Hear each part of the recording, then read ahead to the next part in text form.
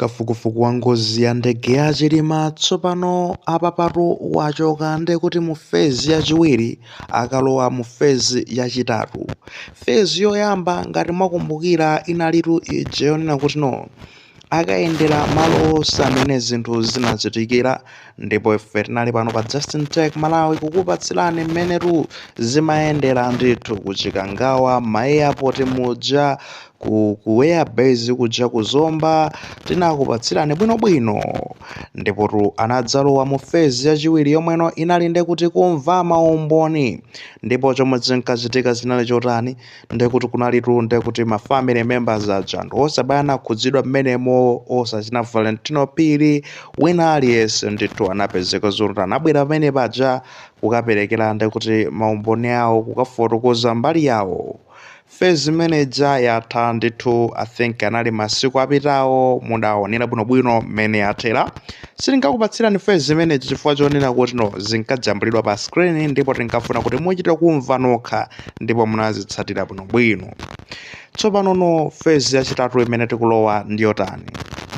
Fezi yachitatu imene tsopano ikulowedwa pano ndiyonena kuti ayambeno tsopano kuyang'ana kodi ndizotheka kuti mwina mwake akawunikenso ndekuti matupi anthu amene anatisiya aja akawunikidwenso kunena kuti kodi zinakhala motani.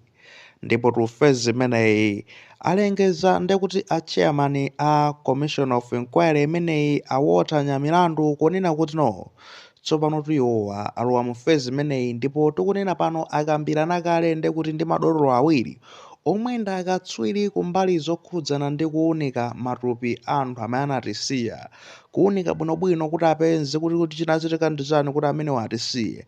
Ndipo akatswiri amenewa apeza ku South Africa anthu amene amatha ntchito zawo, ndipo ndi madotolo awiri, Dr. Robert Gabriel Ngude komanso Dr. Wilson Sibusiso Ntsere, amene waro ndizonena kuti akutani akukambirana ndipo zikuoneka kuti amenewa ndi amene mwina angathe kukagwira ntchito imeneyi.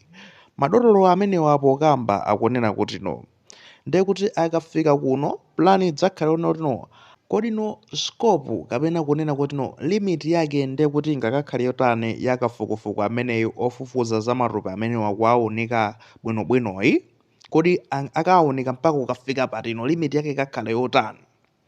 Kuchoka pamenepo kodi zimene zikafunikire ndi zotani.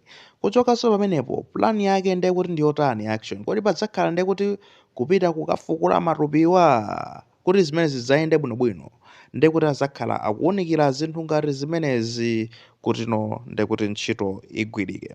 Ndi awotha nyamilandu akukamba zonena kuti ngakhalenso ndekuti mu fezi imeneyi mu gawo limene lachitatuli lowunika matupiri ndi zonena kuti ndekuti likhala mu magawonso angapo. Gawo loyamba ndilonena kuti ndekuti akatenga kaye malipoti amene anatulutsidwa kalekale aja. Anthu adzangozitika nthawi imene kuchikangawa matupi anabwera asanayikidwe m'manda padzatana akapezi kuti awunikidwanso ndekuti ndi achipatala anapezi kuti achita postmortem, ndipo postmortem manager ndekuti malizatsi ake anapezi kuti atulutsidwa. Ndakatenga malizatsi amenewo madotolowa ndikuyamba kumawunika muti zidachitika nchani, odawunika dotolo akuti adapeza zotere. Kena kuchoka pamene paja ndazakhala pasi nkunota think umo ndekuti mwina muli maenje ena ake umo zikuoneka kuti mwina ndi mwina simunayende bwino, akapanga point out mmenemo akakatero kenako akabwerano tsopano ayambe kuyang'ana kodi zingatheke kuti tikambirane ndi akubanja imene ndekuti ili fezi yachiwiri imeneyo, kukambirana ndi akubanja kodi zingatheke kuti tikachose matupi aja. Ndekumeneko kokambirana ndi akubanja kuti tikafukule matupi aja tikatengeka tikawunike bwinobwino, zimenezo zikutanthauza zonena kuti ndiye kuti akuyeneranso azapite ndekuti ku khoti akatenge zilolezo. Sumangofukulapo manda iyayo, umafunika mutenge zilolezo ku khoti, ndekuti akatenge zilolezo ku khoti malingana ndi malamulo amene zimayendera, nakatero ndekuti azabwere ngati akubanja avomereza, ndekuti matupi aja akafukulidwe ndekuti akayambe tsopano kuwunika bwinobwino. Akawunika kena ndekuti adzabweranso ndekuti ndi malizatsi awo amene angapeze ndithu pamenepo. ayi akutero kuti mmene zingayendere zikuyenda motero. Izi zitu awotanya milandu anafotokoza makamaka masiku apitawa pamene ndekuti amayankhulana ndi atolankhani kupereka chitsogolo cha nkhani imeneyi ikhala ikuyenda motani. Now ngati mmatsatira bwinobwino ndekuti kuchoka makamaka mukafukufuku uja tinene tino maripoti aja amaperekedwa pa TV aja maumboni aja akubanja akucheza ndi akubanja kumafunsa mafunso. Panali mabanja ena amakamba zonena kuti ife ngati akubanja tinamva zonena kuti inuyo mukufuna mupange zilinganizo zona kuti mwina mwake ndekuti mutakafukulaso matupi aja kuti azaonekedwenso. Komano ife akubanja tagwirizana kunena kuti no ife wathu yekhayo mumusiye musakafukule thupi lake, musiye sitifunanso zoti manda aja akapeze kuti akafukulidwa chani ayiso sitikufuna zimenezo. Nde mwina kungotisungira ulemu komanso ndi mbali imodzi yomusungira ulemu m'bale wathu uja sitikufuna zimenezo. Kusuzi zonena kuti situpi la wina aliyense limene likafukulidwe ndi ukaonekedwa iyayi. Zikatengerano zonena kuti akubanja agwirizana nazo chifukwa ndi zinthu zona kuti ndi zinthu zodzidzimutsa kwambiri.